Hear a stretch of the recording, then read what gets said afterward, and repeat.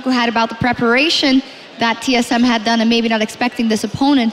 How much of it was mispreparation maybe by TSM, I'm leaving that in the middle, and how much was it Joey Flash Wolves just coming up with an entirely new plan out of, well, thin air basically? I don't really know if we can equate percentages, but it is interesting to see. You know, the Irelia pick came out. There's been so much talk about when we were going to see it, who was going to run it, etc., etc. And Snake had an okay game after the lane swap shenanigans had ended. I think TSM did a decent-ish job in theory, but their execution was bad. We had missed plays, death sentences didn't land. We didn't see Santorin landing sonic waves in the early game. It felt like, first of all, TSM were a little caught off guard.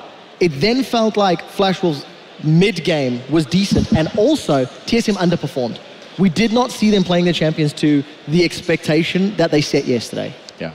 I think going into the tournament, we felt like TSM's NALCS performances really showed a lack of control in terms of the objective games in both towers and the dragons. And Yoey Flash was in their first games, didn't really show much of that, but in these last two games versus SK and TSM, they've shown a clear-cut plan in terms of focusing those early tower, going for the four-man pushes, and then transitioning to that into an early dragon, and then eventually snowballing a really strong fourth dragon potential from the get-go, which gives you a really early, almost a win condition by the time you get that fifth dragon.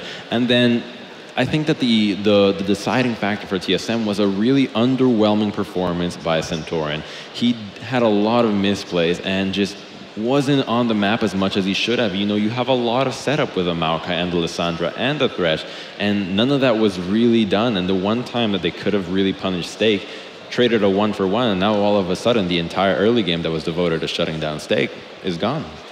And yeah, it actually took me back to pick some bench just before you go, because we had the Maokai first pick coming in of TSM when they could have gone for the Nidalee, and I feel like the Joey Flash Wolves had it somewhat prepared and knew that they were going to go for that Maokai because we've put so much emphasis on it and how good Stake was on it, and then they could have the Nidalee. Santorin had to go for Lee and just couldn't make anything happen. Was it just a champion? Of course. Well, I mean, the thing is when you take the Irelia is somewhat like Maokai, but harder to execute in the sense that it's a point-and-click 2-second stun. So a champion like Lissandra has to be very careful going into that, just because, you know, Irelia is going to be usually a little bit chunked, taking a little bit of the quirky poke going into it. And Bjergsen's job is made that much harder because now, unlike a Maokai scenario, the Irelia stun, you're going to die in 2 seconds. No Crucible from Lustboy, and Bjergsen's job of trying to 1v5 is just becomes that much harder.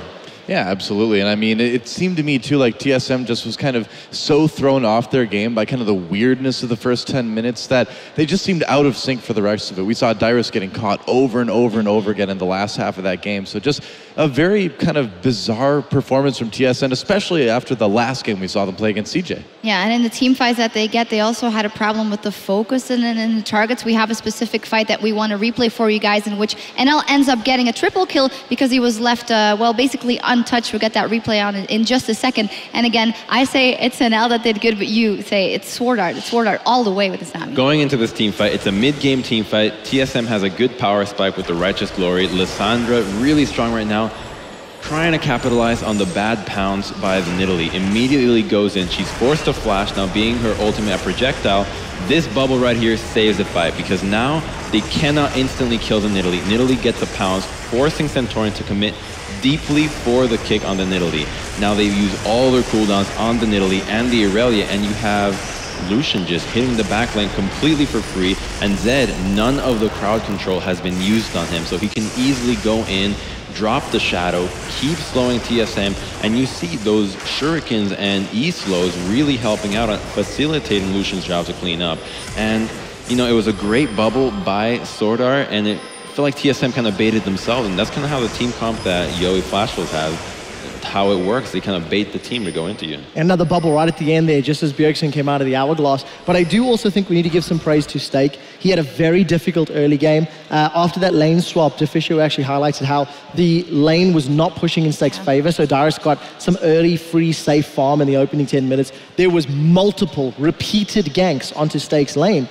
And yes, he had a delayed power spike, but once he hit it, he did relatively well. End of the game, 3-6-14. And for a guy who's had a very shaky performance yesterday, we question, can he only play Maokai the Irelia was the answer. And I think it was a good performance. For him in particular, he's definitely going to draw confidence from this win. In that team fight as well, jumped straight onto Wild Turtle, was pulling some aggro and allowing his backline to stay safe. Also, good decision by him or bad decision by TSM, the fact that he was able to get a farm because the waves kept being pushed in his favor. He just sat back a little and he had the bigger engages and flanks in those team fights as well. So looking ahead, NL, never lose or never give me Lucian. I don't know if it's just a champion or is that something they're going to have to look at for the next game, turning sides.